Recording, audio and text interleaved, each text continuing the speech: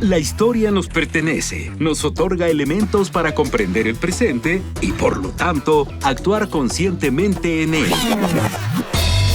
Interruptus 660. Escucha y comparte con nosotros la idea de que el pasado constituye lo que somos y lo que seremos en el futuro. Interruptus 660. Hacer época no es intervenir pasivamente en la cronología, es interrumpir el momento. Interruptus 660. Pasado es presente.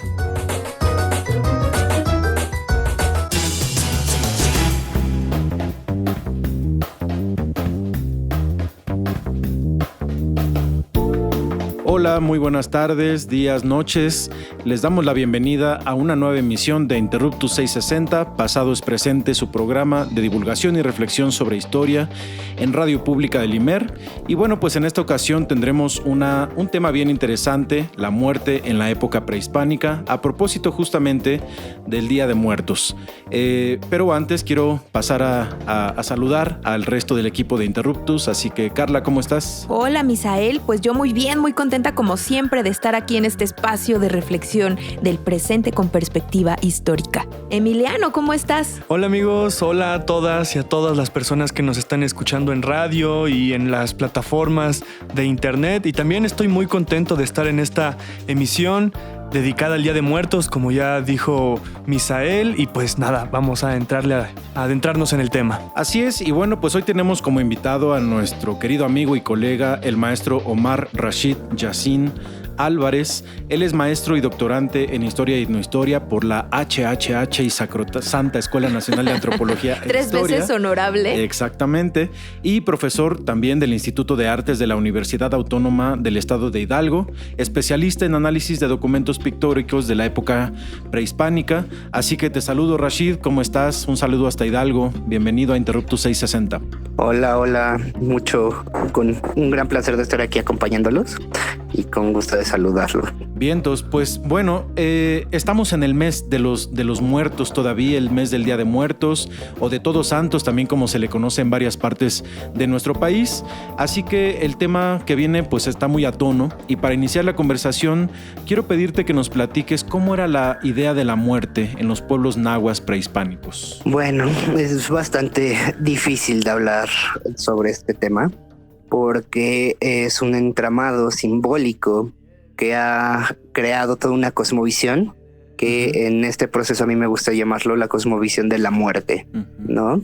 Entonces la cosmovisión de la muerte en la época prehispánica obedece principalmente a estos mal llamadas dicotomías del pensamiento mesoamericano, que para mí no son dicotomías, ¿no? Sino para mí son opuestos complementarios. Ya sabes, lo masculino, lo femenino, lo celeste, lo inframundano, frío, caliente, etcétera, que va muy de la mano con esta versión que nos da López Austin. En lo personal, bueno, yo he identificado que la máxima de estos opuestos complementarios es la vida y la muerte. Vivimos para morir y morimos para vivir. Entonces es algo bien complicado cómo se va creando toda una serie de simbolismos alrededor de esto. Curiosamente, estos opuestos complementarios nos llevan a reflexionar al número 4, ¿no? Como bien identifica Patrick Johansson. ¿Por qué el número 4? Porque son 4 días, ¿no? Que se hacen las exequias de la muerte, es decir, todo este ritual funerario donde se hacen comidas, bebidas, danzas, se sacrifica a los esclavos, se sacrifica a los sirvientes, etcétera. Hablando de los Huaytlatoani, en el caso de los Macehuales, se matan de forma simbólica las herramientas de su oficio. Entonces se los llevan todas sus pertenencias a la tumba. Y bueno, pues este número 4 es bien importante, ¿no? También es de los 4 días que se hacen las exequias, ¿no? Con danzas, comidas, etcétera. Y también son 4 años los que lo que serían 4 ciclos, que se viaja el Tonali o el Teyolía. Gracias a mis investigaciones en el Códice Borgia, en el Códice Ferrer-Barimayer y en el Códice Laut para el doctorado, yo soy de la idea de que el que viaja es el Teyolía, ¿no? Entonces el recorrido que hace el Teyolía por el inframundo para llegar al Mictlán son 4 años, 4 ciclos, que también va de la mano con los 4 rumbos terrestres, y los 4 rumbos terrestres, que hoy lo que hago en la tesis de doctorado es tratar de configurar los 4 rumbos terrestres con los 4 rumbos de a los que van los muertos, ¿no? Entonces ahí tenemos el Tonatiuhcan, donde se van los Hueytlatuani, los guerreros y las mujeres muertas en el parto. Tenemos el Chinalco, que es donde mueren los recién nacidos. Tenemos el Tlalocan, que es los que se mueren tocados por el agua, ¿no? O algo relacionado con el agua, ahogados, con enfermedades como la hidrocefalia, o que son tocados por el rayo. Y tenemos el Mictlán, que los Mictlán son donde van los macehuales, los que mueren de ciertas enfermedades y los que mueren de vejez. Oye, Rashid, ¿no? Perdón que te interrumpa, sí, pero quisiera también preguntarte, está súper interesante todo esto que nos estás mencionando, pero creo que hay una idea sobre, como generalizada, sobre la aproximación de la muerte de los pueblos prehispánicos, pero me gustaría que ahondaras un poco más como en las diferencias que había con otros pueblos que no solamente eran los nahuas, ¿no? Cuando hablamos de los pueblos prehispánicos pensamos como en una mole homogénea, y no, hay muchas aproximaciones a la muerte y a distintos dioses. Entonces, no sé, ¿qué nos pudieras platicar como de estas variaciones de otros grupos prehispánicos con respecto a la muerte? Sí, claro. Pues cambian muchísimos estas perspectivas, ¿no? Sobre dónde se van los muertos. Por ejemplo, encontramos que cambia mucho los niveles del inframundo de una zona a otra, ¿no? Por ejemplo, para el caso Nahua, nosotros decimos que son 9 lugares del inframundo, pero por ejemplo para los mixtecas son 13, ¿no? O para el caso de los mayas también cambian las entidades anímicas, ¿no? En este caso les decía que viajaba el Teyolía. Entonces entre los mayas el que viaja es el Chulel, ¿no? Esto entre los cachiquiles, ¿no? Porque supongo que también entre los mayas tienen sus diferencias. Cambian los nombres de las deidades, ¿no? Por ejemplo, en el caso de la zona mixteca, no hay una diferenciación entre los rumbos terrestres y los rumbos hacia donde van los muertos. Ellos nada más van a una sola zona, igual que en el caso maya. En el caso maya encontramos representaciones, por ejemplo, de Quimil, ¿no? Dios que se relaciona con la muerte. Entonces también cambia la perspectiva y la figura de quien se encarga de dirigir estos sitios a donde van los muertos. Oye, Rashid, todo esto que nos platicas está bien interesante porque nos muestra que había una gran diversidad de formas de entender la muerte, y yo creo que eso pues debe ser así en prácticamente todas las culturas del mundo. Es algo importantísimo en nuestra vida, justo como tú nos comentas. Y aquí en nuestro país, yo creo que todos los extranjeros que vienen se sorprenden al ver que ponemos calaquitas en todos lados, que nos reímos de la muerte. Sí, yo creo que se han de desconcertar. En un minuto, Rashid, ¿nos podrías platicar muy brevemente tú qué opinas de cómo se vive actualmente estos rituales en contraste, por ejemplo, con otras culturas? ¿Qué han de pensar los gringos de ver tanta calaverita? Hasta nos la comemos de azúcar y de chocolate. Sí, bueno, esta forma en que se ha transmutado la muerte, o el pensamiento de la muerte más bien, pues ya queda muy poco sobre lo prehispánico, ¿no? Se adoptó mucho sobre la muerte medieval. Entonces, por eso tenemos estas representaciones de los cráneos en casi prácticamente en todo el uso de los altares, decoración, etcétera, ¿no? Porque es una representación de la muerte arquera, ¿no? Que la muerte nos llega en cualquier momento, y esa es una representación medieval, ¿no? Órale, eso yo no tenía idea. Los sincretismos. Claro. Sí, exacto. Sí. Y los altares, por ejemplo, son pues siempre alusiones a la religiosidad católica. Exacto, ¿no? Porque el altar está diseñado a estos niveles hacia los niveles celestes, cuando realmente la entidad anímica prehispánica era inframundana, ¿no? Y que se sigue manteniendo en algunos estilos de altares, por ejemplo, en el Valle del Mezquital, acá en Hidalgo. donde ahí no hacen los altares de niveles, no lo hacen en una sola mesa, en un solo plano. Claro. ¿No? Precisamente por esa representación. Entonces sí hay muchos, no me gusta llamarlos sincretismos, sino más bien me gusta llamarle asimilaciones simbólicas forzadas, ¿no? Claro. Tienes razón. Sí, así es. Bueno, pues vamos a ir a una pausa, así que queridas amigas y amigos, en un momento volvemos. Recuerden escribirnos en nuestras redes sociales. Estamos en Twitter, Instagram, Facebook y TikTok en Interruptus Radio, y también pueden escribir a las cuentas de Ciudadana 660. Volvemos, no se vayan.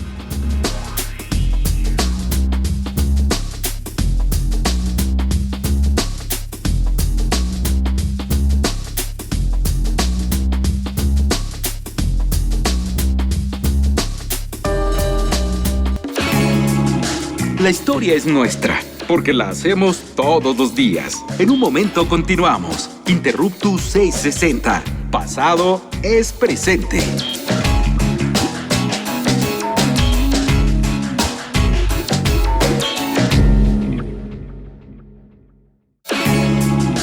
No somos los mejores del mundo, pero sí los mejores del rumbo. Continuamos en Interruptus 660. Conocimiento histórico para que no te tuerza la policía intelectual.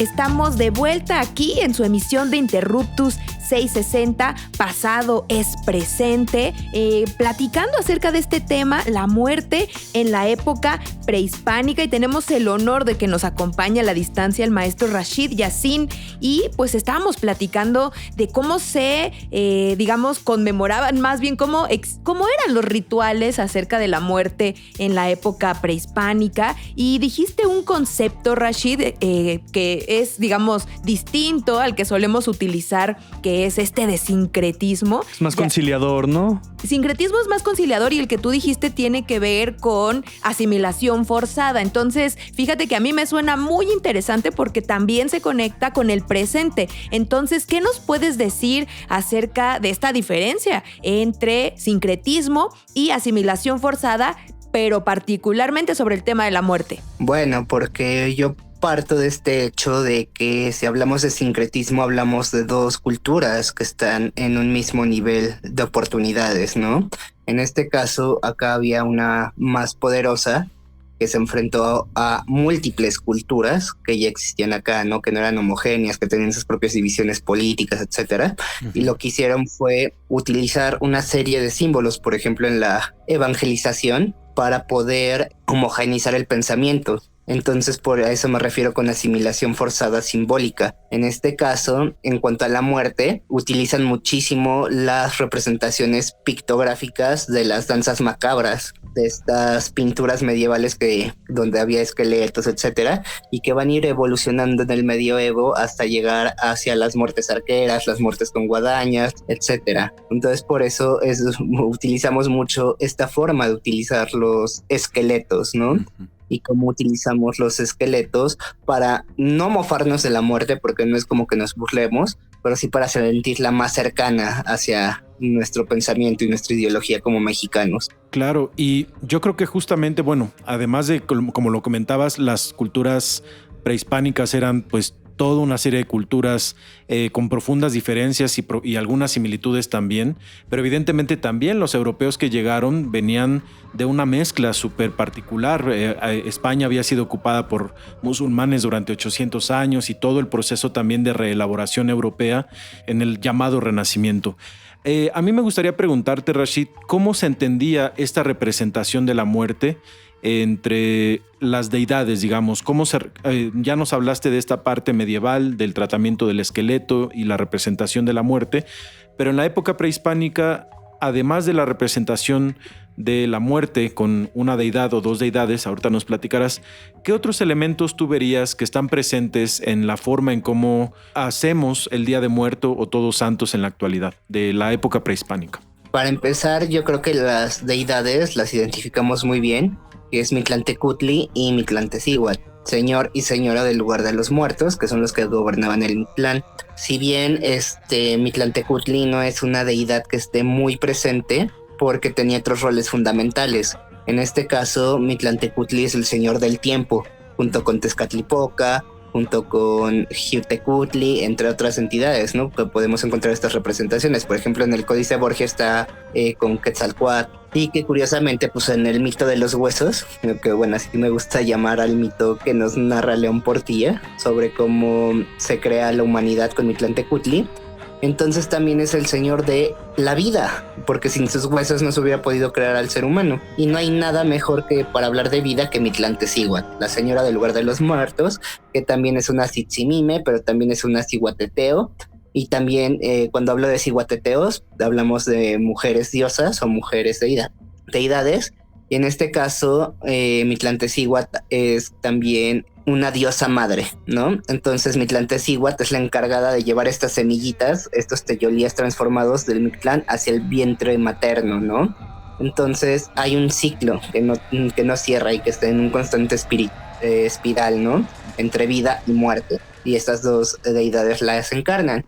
Y en cuanto a cómo se vivía el Día de Muertos, en lo prehispánico había dos festividades, que era el Micatontli, que eran como la festividad de Día de Muertos, pero donde se festejaba a los muertos pequeños y a los muertos grandes, ¿no? De estas dos festividades. Y realmente pues hacían danzas, había comidas, etcétera. Que queda algo de eso en algunos lugares, ¿no? Por ejemplo, acá en Hidalgo, ahorita que estoy trabajando en la licenciatura en danza, estamos analizando y estudiando las danzas de cuadrillas, donde hay muchos resabios de esa festividad.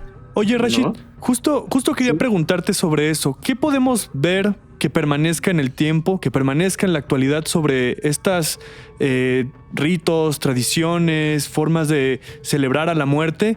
Porque obviamente uno tiene una mirada como muy mercantilista de lo que se vive Halloween, ahora. Sí, te ¿no? disfrazas y vas a pedir exacto, James Bond, todo trick or eso. treat. Exacto. Entonces, ¿qué de todo eso pervive en la actualidad? O ya o como los ejemplos que ponías ahorita, o podríamos pensar que ya es algo que viene como en decadencia, por ponerle una palabra. Que nos está comiendo el imperio yankee. No, todavía sobreviven muchos elementos que si bien ya no son 100% prehispánicos, pero que se han ido adaptando al tiempo, ¿no? Por ejemplo, el uso de las candelas o de las velas o de las ceras que representan a la vida. En la época prehispánica obviamente no hablábamos de velas, pero sí de antorchas, ¿no? Por ejemplo, el uso del cempasúchil, que bueno, el cempasúchil, este simbolismo de luz, los caminos, los arcos, etcétera, que en la época prehispánica no solo se ocupaba el cempasúchil, sino también se ocupaba el yautli o el pericón, que son estas, también tiene florecitas amarillas, etcétera. ¿Qué otros elementos quedan? Pues bueno, ya no desentierran los cráneos, pero tenemos las calaveritas de azúcar, ¿no? Que el azúcar, pues bueno, también es traído junto con los españoles, que en sí no era el cráneo, ¿no? Sino más bien lo que quieren ahí es el tonal, ¿no? Entonces esta entidad anímica que se encuentra en la coronilla, pues se representa con estos cráneos, ¿no? Porque antes se utilizaba el piochtli, que era un corte de cabello que le quitaban al recién nacido y que se juntaba también con el recién fallecido, ¿no? Cuando fallecía, y se creaba un tecali. Entonces estos elementos todavía se pueden encontrar, pero ahora en las calaveritas de azúcar, por ejemplo, o de chocolate, ¿no? Que en mi época, cuando yo era muy niño, ni siquiera había de chocolate, eran de puro azúcar, por ejemplo. Oye, y entonces no se celebraba en las fechas que lo celebramos ahora, ¿no? Me imagino que eran otras épocas del año. ¿Tenía que ver con la siembra y la cosecha o algo así? Exacto, ¿no? Oh. Siguiendo a Joana Broda, en Mesoamérica nosotros no tenemos las 4 estaciones del año, ¿no? Tenemos las temporadas nada más de secas y las de lluvia. Entonces sí coincide con la temporada de lluvia, y que actualmente se ha transformado en 2 fiestas bien diferentes. La temporada de lluvia, que inicia con los carnavales, y la temporada de secas, que inicia con Día de Muertos. Entonces por ahí va esta relación vida y muerte. Sí, pues es que es muy natural. El ciclo de la naturaleza mismo nos va dando, marcando ¿no? el ritmo del claro, ritual. Por supuesto. Querido Rashid, fíjate que ya estamos por cerrar la emisión, pero antes de eso quisiéramos pedirte una breve conclusión, algún mensaje que le quieras dar a nuestros oyentes, porque son fechas siempre muy importantes, de mucha añoranza. Tenemos además rituales pues muy bien establecidos. Son fechas importantísimas para las mexicanas y los mexicanos. Entonces, algo para conectar pasado con presente. Y que además hay profundas diferencias entre el centro de México, el sur, el sureste, el norte de nuestro país, que pues también hay una muy fuerte influencia de Estados Unidos, más que en el centro quizá, ¿no? Pues más que nada que ocupen estas fechas para recordar a los que ya no están. Al final de cuentas, como historiadores, como antropólogos, vivimos de los recuerdos. Entonces estas fechas son simbólicas para recordar a aquellos que ya no están, aquellos que ya no nos encontramos en nuestro camino en la vida, ¿no? Y que nos volveremos a encontrar tal vez en la muerte. Entonces que sigan recordando a sus seres queridos de esta forma, ¿no? Recuerden la película de Coco. No, y que también es bien importante historizar estos días, ¿no? Darles su relevancia histórica, pensarlos históricamente, que al final es lo que hacemos aquí en Interruptus Radio. No es dar las cosas por sentado, sino darles una dimensión histórica. Y me gusta mucho lo que dice Rashid, que tiene que ver con la memoria y que es algo que hacemos también las historiadoras y los historiadores. Todo el tiempo andamos pensando en muertos. Pues bien, ya llegamos al final de la emisión. Bueno, sí, amigas, amigos, llegamos al final de esta emisión de Interruptus, pasado es presente, transmisión realizada en Radio Ciudadana 660, Radio Pública. Y bueno, solo quiero agradecer a Omar Rashid Yassin Álvarez por habernos acompañado el día de hoy en esta emisión. Omar. Ay, muchas gracias, un saludo y un placer estar con ustedes. Y bueno, también quiero agradecer a mis amigos, compas y colegas Carla y Misael por este programa. Chido. Gracias, nos vemos a la próxima. Y bueno, finalmente agradezco a Juan Soto en los controles técnicos y al buen Hernán Nájera por la producción de este programa en el IMER. Y bueno, hasta la próxima. Adiós. Bye.